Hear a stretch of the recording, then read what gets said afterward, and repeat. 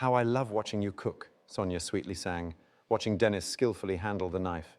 She admired his serious, focused profile and simultaneously made notes in a thick notebook. "It's just sandwiches," Dennis remarked, ironically raising an eyebrow. He placed a plate in front of Sonia, sat across from her, and began to chew while scrolling through a news channel on his phone. Outside the window, it was early Friday morning. For the first time, Dennis was glad that he didn't have to go to work on a weekday, but today, after 10 long years, he would return to his hometown. It made him both wary and intrigued. What if he accidentally ran into Anya on the street? What if she wasn't alone? These thoughts made Dennis uncomfortable. Sonia looked at him with a slight reproach. "I told you not to read the news during breakfast. Why bother reading about bad things at all? Let's talk about something good instead. For example, our wedding." She dreamily sighed and flipped to the very beginning of her notebook. "Which friends would you like to invite to the celebration?" "No one," Dennis monotonously replied, still looking at his phone. Thoughts of Anya firmly settled in his mind. If he saw her, he would most likely die of a broken heart. And if he didn't see her, he would go insane. "Well, I'll invite 3 of my school girlfriends," Sonia chirped. "You don't mind, do you?" "No." She was satisfied with the short and concise answer.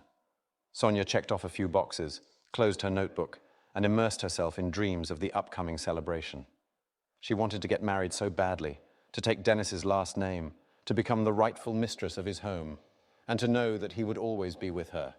He had planned everything in advance. Leave early in the morning to arrive at their destination by evening. He stocked up on an energy drink and minty candies with a refreshing menthol chill. On the way, they stopped several times near roadside cafes. Sonia beamed with happiness. She savored every minute spent with Dennis, for whom this long journey became a real torture. As soon as Dennis parked by the entrance, his mother rushed outside. Elena Viktorovna threw herself at her son with hugs and inquiries, but couldn't get a coherent answer from him. "I'm tired," Dennis muttered, falling onto his bed like a starfish. He didn't want Sonia to sleep with him tonight, so he occupied all the space and fell into a deep sleep after a few minutes. Waking up in the morning, Dennis opened one eye. Sonia was sitting next to him in a poisonous red silk nightgown, combing her long hair. She took his awakening as a celebration.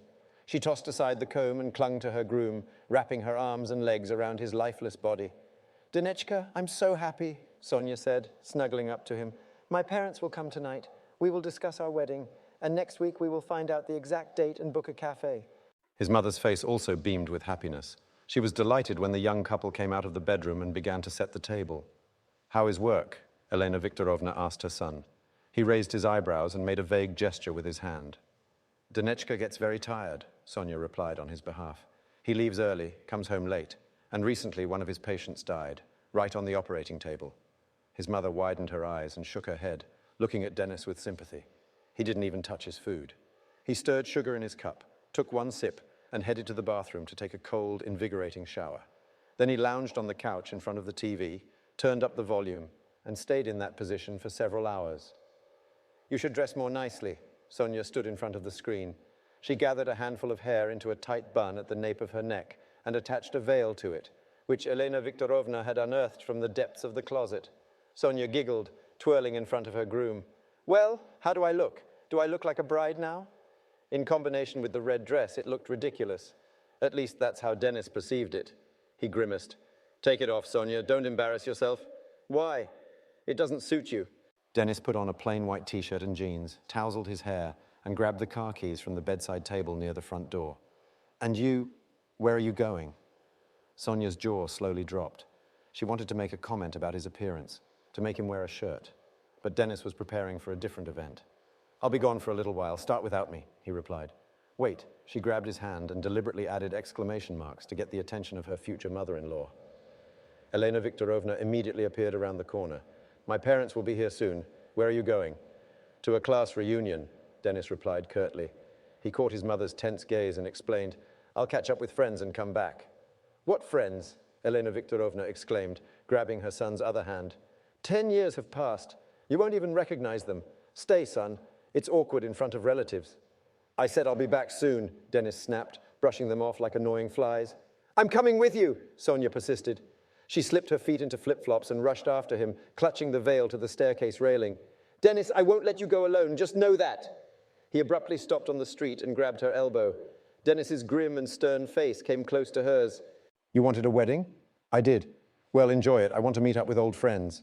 Dennis. She watched him with despair. How he got into the car, how he suddenly sped away, and she burst into tears. Sonia had a sense of impending doom. Dennis parked near the waterfront.